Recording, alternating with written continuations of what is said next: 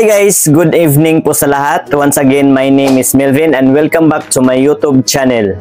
May bago na namang update ang GCash ngayong 2024 guys. Para mas maging secure or safe daw ang ating account, ay kailangan na daw i-register muna ang isang device sa tuwing ilalagin natin ang ating GCash account. Hindi na po ito katulad dati guys, na pwede nating ilagin ang kahit sinong GCash account or iba't ibang account sa ating cellphone na nakaregister pa sa ibang device. Kailangan pang i-unregister ito sa device na yun bago makapag-login na naman sa ibang device. Pero pwede pa rin naman kahit ilang accounts ang ilalagay natin sa isang device. Halimbawa po guys, may dalawa akong cellphone. Ang GCash account ko ay nakalagin sa cellphone na to. At syempre, nakaregister yung phone na to sa account ko. So ngayon guys, gusto kong ilipat ang aking GCash account dito sa isa kong cellphone. So bago ko ilagin ang aking GCash account dito, ay kailangan ko pa pong i-unregister ang phone na to sa aking GCash account. Kaya sundan nyo lang po at tapusin ang video ito guys, dahil step by step ko pong ituturo sa inyo kung paano mag-register at paano mag-unregister. So, let's go! Bago po tayo magsisimula guys, may mga nagpapa-shoutout pala sa akin. Shoutout nga pala kay Ida Mendoza 09 watching from Riyadh. Wow, thank you so much for watching Ma'am Ida from Riyadh. At nagpapa-shoutout din po si Johnny Vlogs Moto 6290. Salamat din po sa iyo, sir.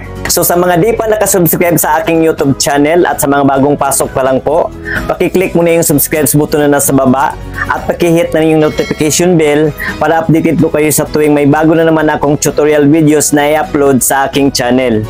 Maraming salamat po. So let's begin! Ito, panoorin nyo.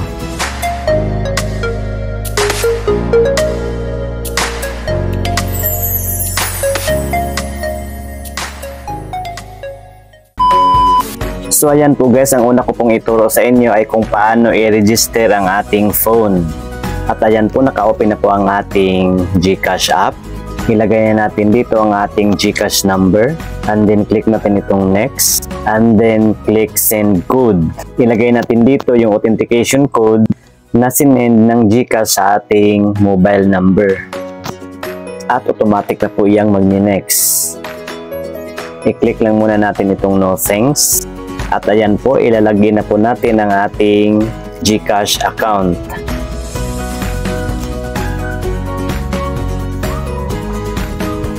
It's here, introducing account secure. So i-click lang natin itong yes, register this phone. Next po ay magsi-selfie po tayo para ma-prove na tayo ang may-ari nitong account na to. I-click lang natin itong next at i-fit lang natin ang ating mukha dyan po sa may bilog at automatic na po iyang magka-capture. Congratulations! Account secure ka na. At ayan po, nakaregister na po ang ating cellphone. I-click natin itong go to dashboard. At ayan po, nakapag-login na po tayo. So ngayon guys, ang ituturo ko naman po sa inyo kung paano mag-unregistered nitong ating phone para makapag-login po tayo sa ibang device. So ang una po natin gawin ay click natin itong profile and then punta po tayo sa ating settings. And then i-click po natin itong account secure. And then click natin itong current phone. So ito po yung current phone na nakaregister sa ating GCash account. At may date pa pong nakalagay kung kailan na-register itong phone sa ating GCash account. So i-click lang natin itong unregister phone.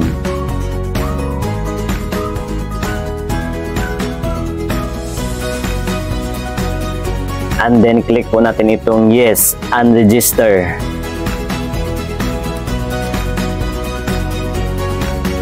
Magsiselfie na naman tayo to prove na sa atin talaga itong account na to. I-click lang natin itong next. Ipikit saglit ang ating mata at automatic po iyang magka-capture.